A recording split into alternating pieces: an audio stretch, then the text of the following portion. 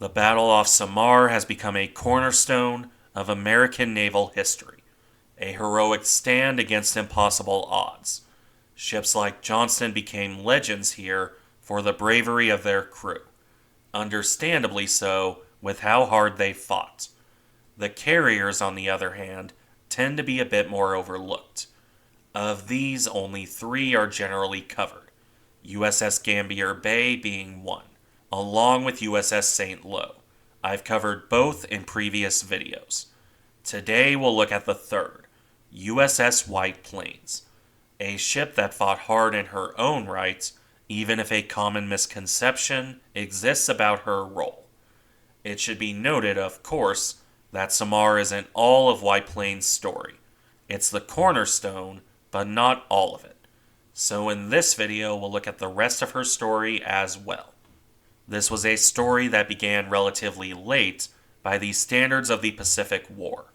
USS White Plains was laid down by Kaiser Shipbuilding on February 11th, 1943, in their Vancouver yard. That's Vancouver, Washington, not the more famous Canadian city. From there, her construction was pretty standard. The ship was launched on September 27th, 1943, and commissioned on November 15th of the same year. This was the tail end of 1943, when much of the early fighting had concluded. Sea trials and working up would only add more time. White Plains only sailed to join the fleet on December 30th, 1943. As a result, she only joined the war at the start of 1944. First, a brief detour into design. We'll start with displacement. This came out to 9,570 tons on the standard load, with a full load of 10,200. In both cases, this was the design displacement. The full load in service came out to over 11,000 tons. The displacement was matched by a length of 512 feet, or 156 meters, with a flight deck of 474 feet, or 144 meters. A relatively short deck by the standards of the day, yet this was still enough space to support an air wing of 25 to 30 aircraft, with 27 being the typical number.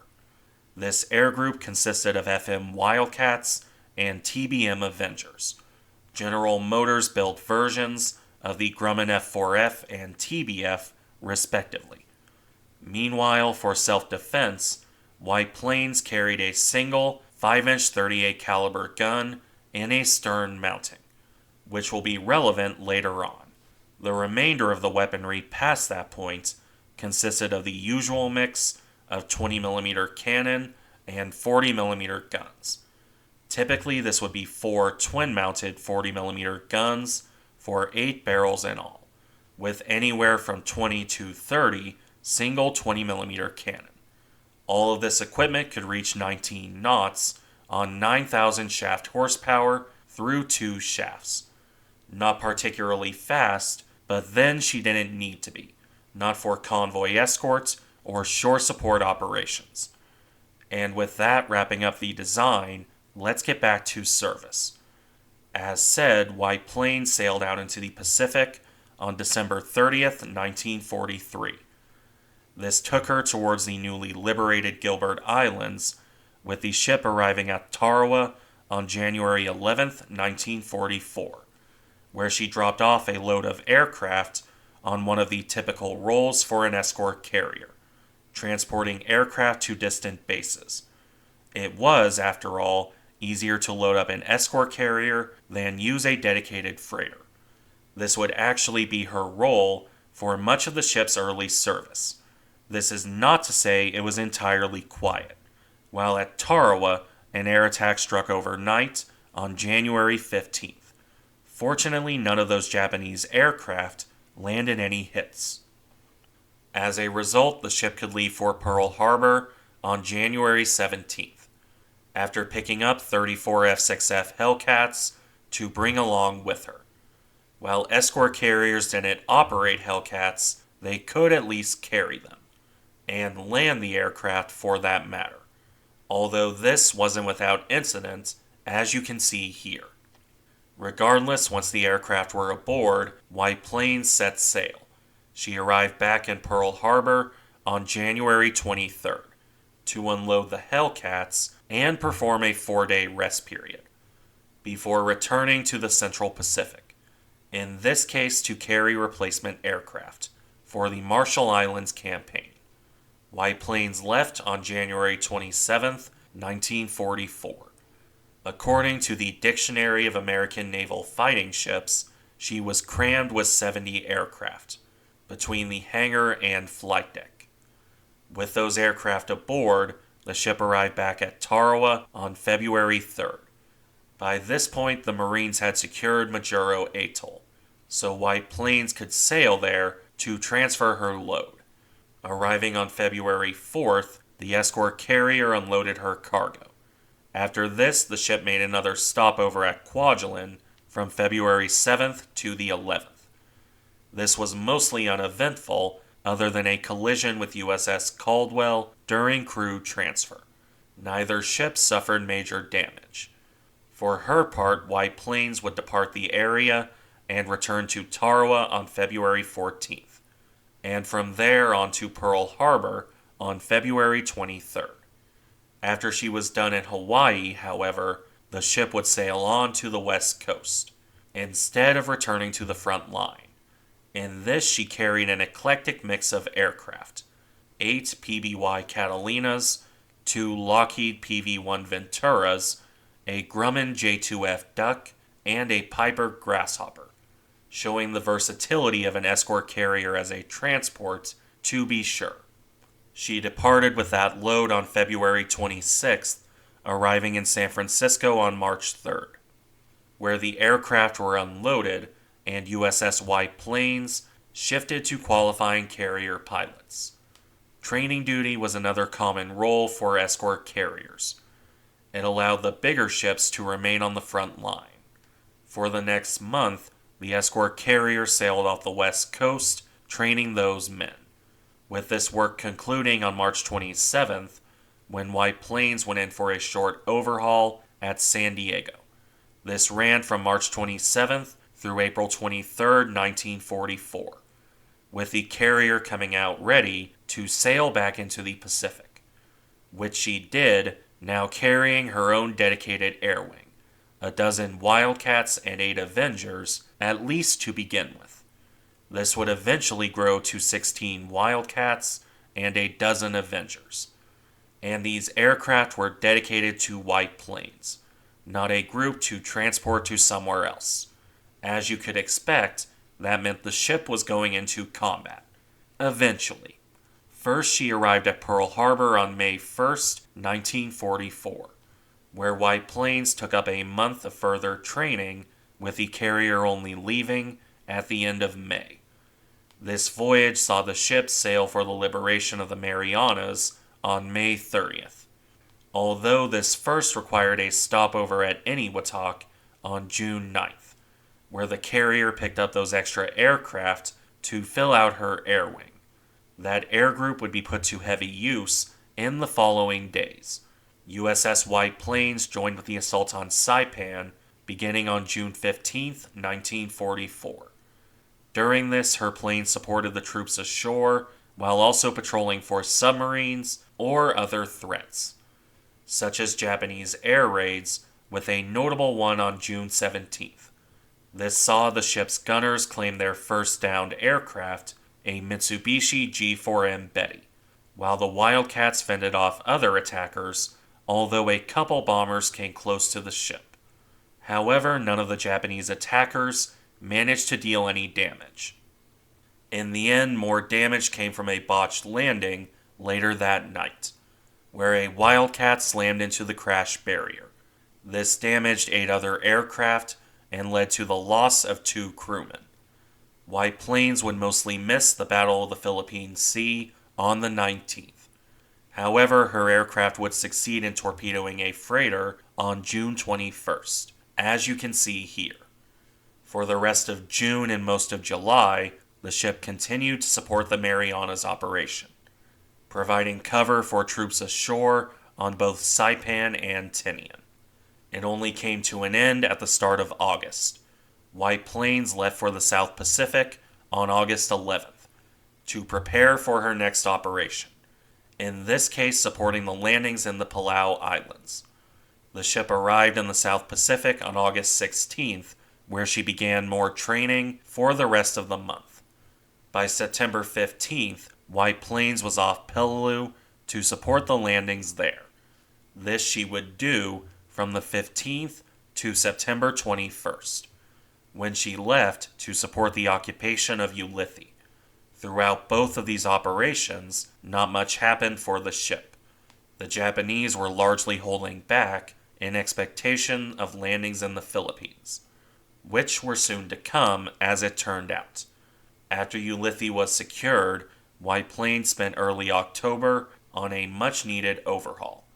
This fixed up her power plant and prepared the ship for what would, as it turned out, be her last combat operation.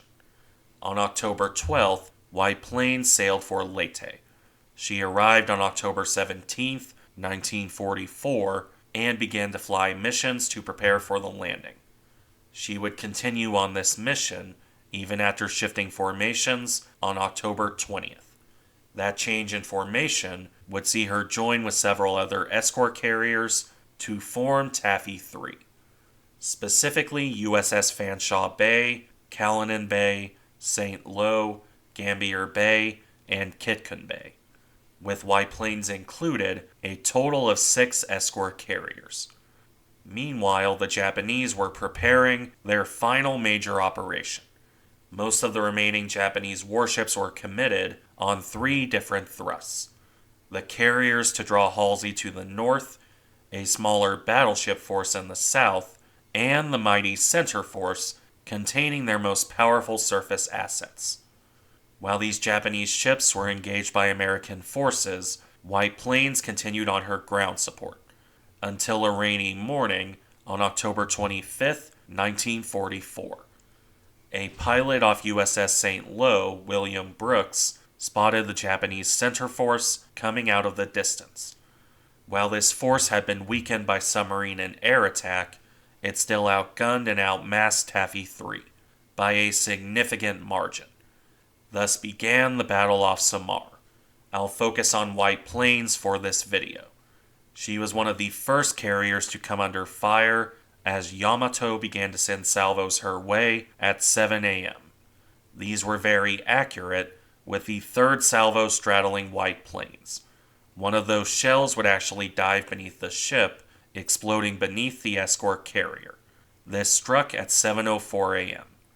Underwater explosions beneath the ship are some of the worst possible hits, or near misses as the case may be. This is also a competitor for longest range hit in history, depending on your definition of a hit.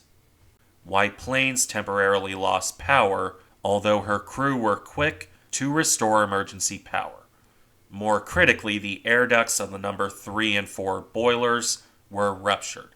This led to temporary loss of engine power, compensated for by the port engine. The crew was, again, quick at their job. They patched the damage and got the starboard engine running in short order, although that engine had actually been knocked a bit off her mounting, causing severe vibration issues. Nonetheless, White Plains continued on, with her captain, Dennis Sullivan, ordering smoke at 7:05. This smoke, along with violent changes in direction, threw the Japanese off. They evidently considered White Plains fatally wounded, as fire shifted to other ships. She would be fired upon again later in the action, but no more damage was dealt to the carrier, despite close salvos by enemy cruisers. It was during the later stage of the battle, around 9 a.m., that the carrier opened fire on Japanese cruisers, using that 5-inch stern gun I mentioned earlier. The crew claims 6 hits during this, although it's difficult to confirm any of them. What can be confirmed, however, is one of those hits never happened. For the longest time, it was assumed that White Plains landed a hit on the cruiser Chokai, a golden BB as it were. because this hit detonated torpedoes aboard the Japanese cruiser and crippled the ship. As it turned out, this never happened. Chokai's wreck was found by RV Petrel with all the torpedo tubes intact. In any event, the Japanese withdrew soon after this. White Plains survived the action, and she would survive a following kamikaze attack as well. The first major kamikaze attack, actually, which saw the sinking of USS St. Lo, while another Zero crashed very close to White Plains, seen here. In the end, the carrier survived the action, but she would never return to combat service.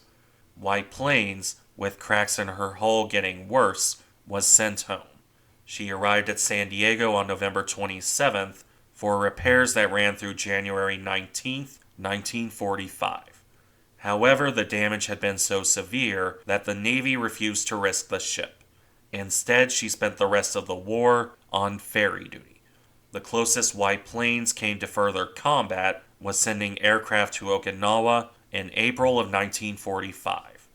When the war came to an end in August, White Plains performed Operation Magic Carpet runs, before ultimately moving to the East Coast, decommissioning in Boston on July 10, 1946. She would never leave. USS White Plains would be sold for scrap on July 29, 1958.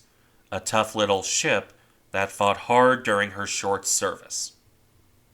Thank you for watching. Remember to like, comment, and subscribe if you enjoy the content, and I'll see you in the next one.